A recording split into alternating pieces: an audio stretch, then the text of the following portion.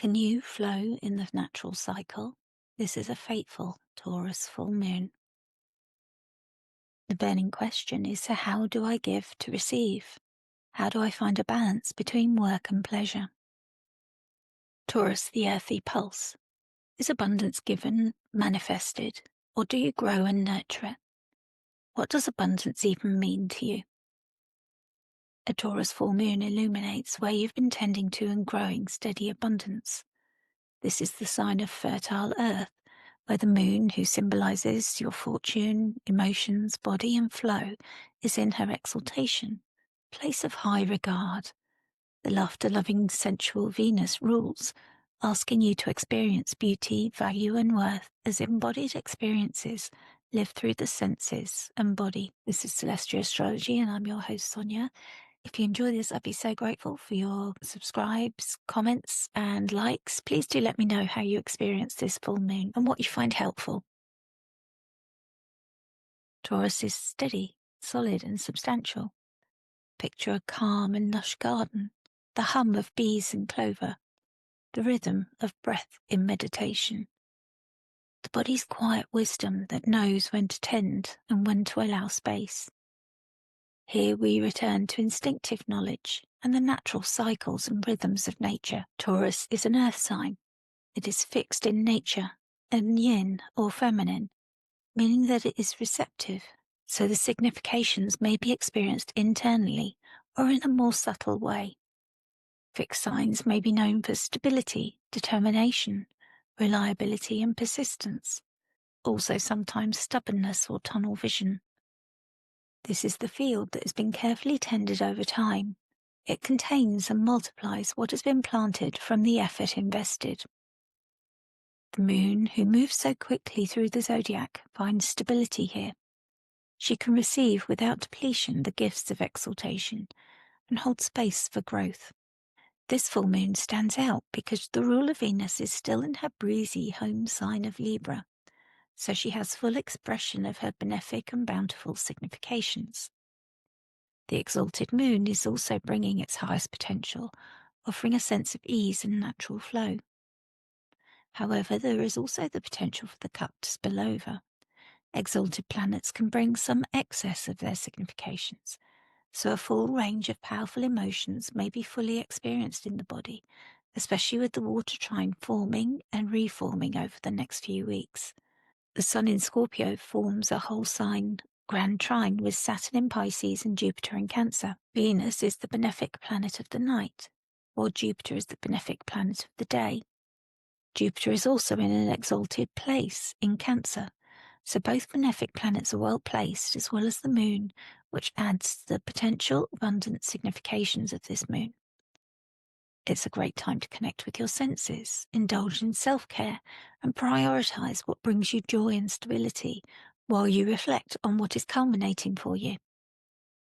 If you want to further explore this Scorpio season, I have a seasonal offer, Venus and Pluto, the mirror of your soul, and bookings are open until the 8th of November for £45. The nature of a full moon. Full moons reveal what has ripened, culminated, or is coming to a conclusion. Astrologically, they occur when the moon reaches an opposition with the sun.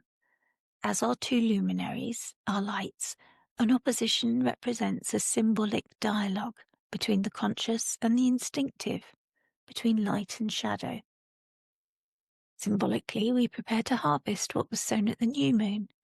We might look at the new moon of 2 weeks ago, and also at the Taurus new moon 6 months ago, as their outcomes are now visible.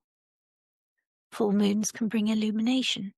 We see the light of the moon reflecting the sun's light and brightening the night sky, bringing awareness and often release. The light of the full moon can also be uncomfortable. It exposes with the illumination and asks for truth. We see what's flourishing and also what's failing to thrive, and we are called on to respond. The Moon Family, Taurus 2. In Lunar Shadows 3, Dietrich Pessin describes how lunations form families over time. Each new moon initiates a longer storyline that unfolds over 27 months through its quarter phases. These quarter phases give us dates of likely pivot or adjustment points in the story. This family began with the new moon of 8th of May 2024 at 18 degrees of Taurus, reached its full point of adjustment on the 5th of February 2025 at 16 degrees of Taurus. It's culminating now at this full moon on the 5th of November 2025 at 13 degrees of Taurus, and it will complete its cycle at the last quarter on the 6th of August 2026 at 13 degrees of Taurus. The Taurus 2 story, the middle field of the bull's domain, where we tend and nurture what's been planted, is a story of honouring both consistency and patience. For those with planets or angles within 11 to 18 degrees of the fixed signs, that's Taurus, Scorpio, Leo, or Aquarius, this lunation family may feel especially resonant, weaving through themes of resources, values, and steady devotion. Make a note of the dates or check back in your journal or photos to see if the new moon and first quarter moon dates tell you the first parts of the story. Themes that began around May 2024 are now culminating, reaching visibility and clarity. Something seeded then is ripening, and you may be at a turning or pivot point. Once you reach August 2026, the consequences and integration will be clear as you prepare to release what you no longer wish to carry forward. Those with a prominent Venus and Moon, for example, as their chart ruler, Lord of the Year, or ruler of their solar return ascendant, or if you have planets or angles in the Earth trilogy at those degrees, that's Taurus, Virgo, and Capricorn, you may also be able to identify this story unfolding. You may now feel the urge to review decisions or pivot towards a goal initiated in May 2024. Do you know what house Taurus is in for your natal or birth chart? This will tell you more about what themes might arise. An astrologer or astro coach can help you explore this further, and you can book a reading with me at celestiaastrology.com. I have YouTube videos, and you can find the links in the notes to learn how to cast a chart and identify the houses so you can clarify for yourself what themes to expect. My Astro Coaching Workbook will help you work with and co-create with the lunations. You can purchase it in my Ko-fi shop or download it for free when you upgrade your Substack subscription to join Celestia Circle, where we gather to look at how the moon families are unfolding, and I support you to work with them. Taurus 2, the decan of sustained creation.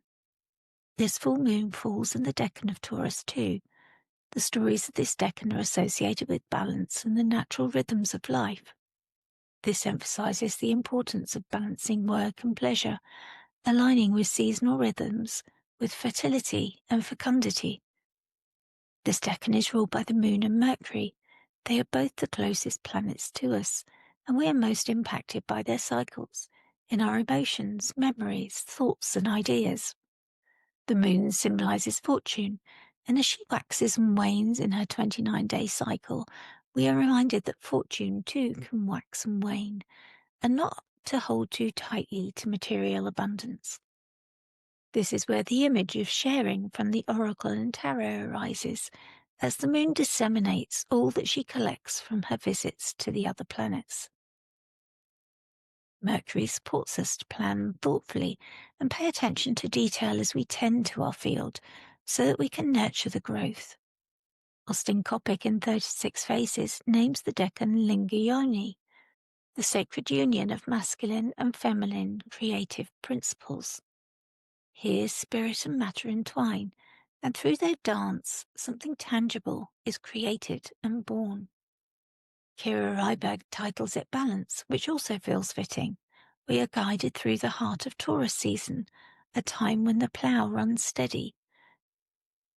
This is when our attention and tending become devotion. We honour the natural rhythm here, work and rest, as well as give and receive, effort and ease. The wisdom lies in trusting and keeping that rhythm alive while we find the sweet spot of balance.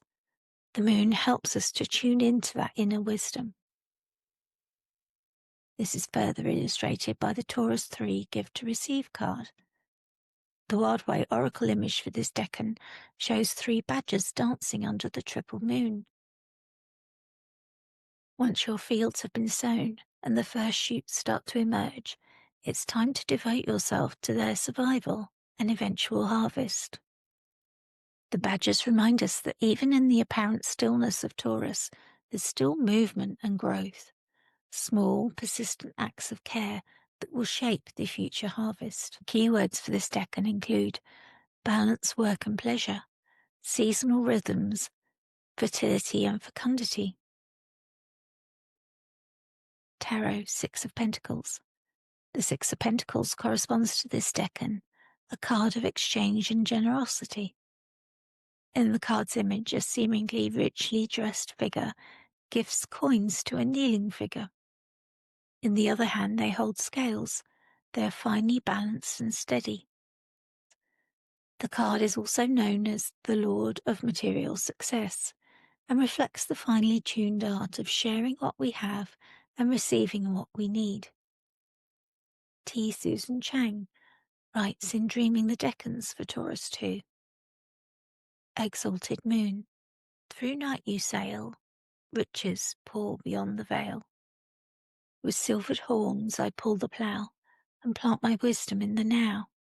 Harvest, plant, receive and give. Silent teacher, learn to live. Much to value, much to share. Open doorways everywhere. Opportunities deliver. Blessings fall on gift and giver. The verse mentions a silent teacher, the moon herself, guiding us to live by cycles of giving and receiving. The 6 of Pentacles asks whether generosity flows both ways. Are you sharing your time and talents freely? Or can you recognize a scarcity mindset? Are you open to the gifts offered by others or guarding your independence too tightly? The astrological conversation. At this lunation, the moon is exalted in Taurus, radiant and full, directly opposite the sun in Scorpio. This is the fixed axis of embodiment and transformation, where we might experience our stability, needing to undergo some purge or renewal. Venus, ruler of Taurus, is travelling through Libra, her own airy home. Although she is averse to both luminaries, meaning she is in a blind spot for them, being in Libra allows her influence and support to still reach the moon through a sympathy of likeness as the ruler of both Libra and Taurus. Ancient astrologers called this lichen girding. She supports through grace and attraction, weaving her harmony, pleasure and peace into the full moon, supporting embodied wisdom through the senses. Mars rules the sun in Scorpio. Mars is in Sagittarius, with Mercury edging away from their recent meeting. You may still feel some of the consequences of this meeting. Perhaps the mind races while the will is seeking direction, or you have had a battle of words. There may be a restless, seeking undercurrent beneath an otherwise peaceful surface. The moon makes a whole sign sextile to exalted Jupiter in Cancer, in the moon's own home or domicile. They will meet by degree in less than a day. This can bring a sweet reciprocity with nourishment, protection, and a sense of emotional expansion. They both hold space for growth and safety. The moon's applying degree-based sextile to the North Node in Pisces offers forward karmic movement, a reminder that what we nurture now can become part of our long-term unfolding.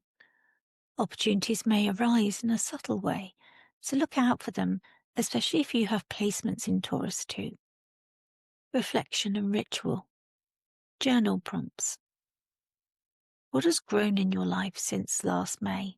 What requires consistent tending rather than reinvention? Where do you give more than you receive? And where do you hold back where you could be more generous? What does balance look like for you right now?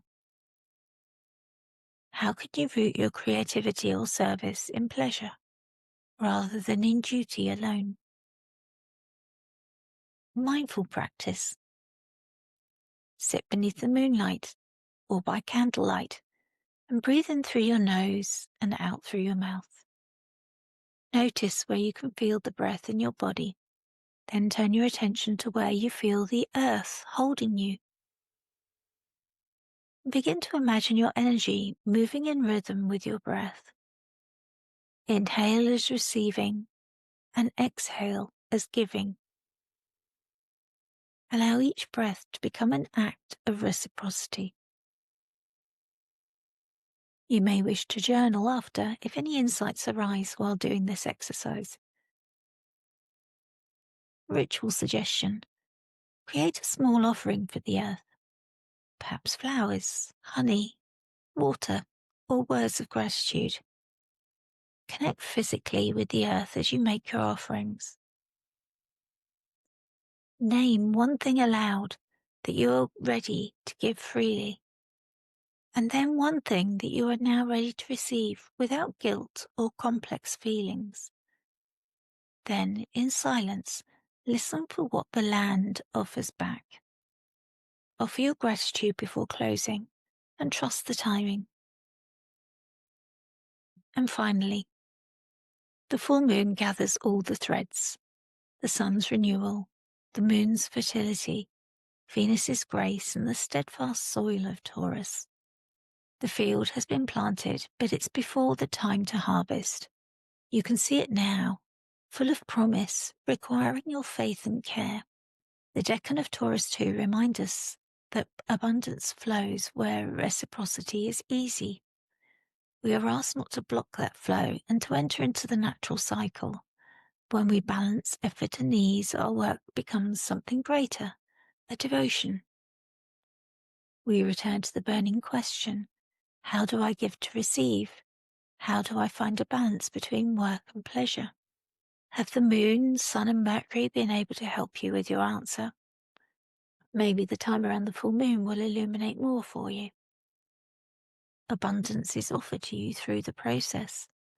Taurus fixed energy signifies slow and steady growth, the process of planning with care, a steady production and nurturing.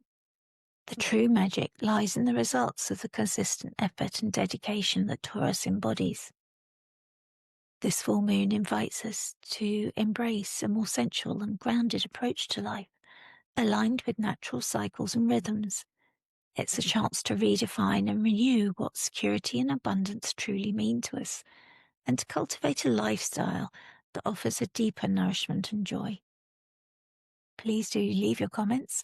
Your subscribes are very, very welcome for a small channel that wants to grow.